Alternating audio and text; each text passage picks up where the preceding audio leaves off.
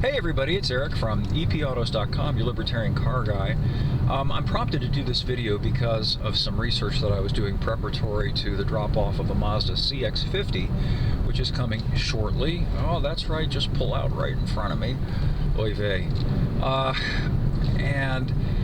Let me get my train of thought back. And in looking up the pricing structure of the CX-50, I was struck by something, and it's essentially the same thing I was struck with when I looked into the pricing structure of this 25 Toyota Crown Signia that I just recently reviewed, and if you're interested in that, it's up on the site. And that is just how expensive it is getting to get the optional V6 equivalent engine, if there's even such a thing available.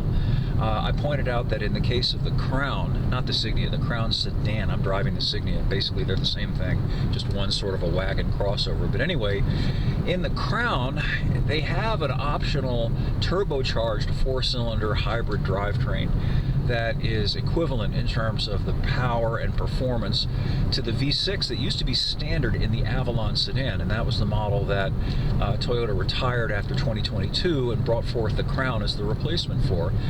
Anyway, to get into that, to get that drivetrain in the Crown sedan, you got to spend $54,000. $54,000. Now, to put that in some context, the Avalon, when it was last available, which was, 2.5 years ago now, so not that long ago, that was $36,000. So that's quite a jump to get V6 equivalent performance in a vehicle.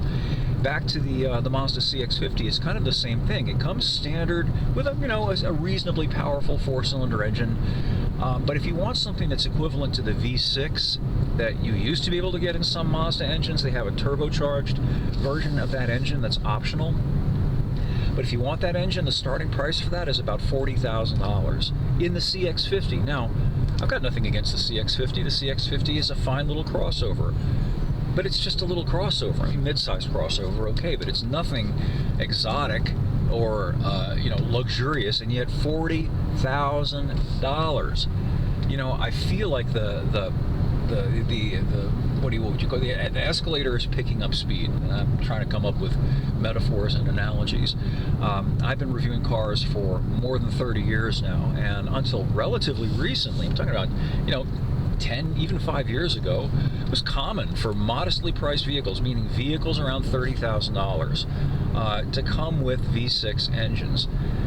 Today, V6 engines have become kind of what V8 engines became a few years earlier, in that they're increasingly exotic power plants that you have to spend $50,000 for. And if you want anything in a 4 that's equivalent in performance, you're going to spend about that kind of money too.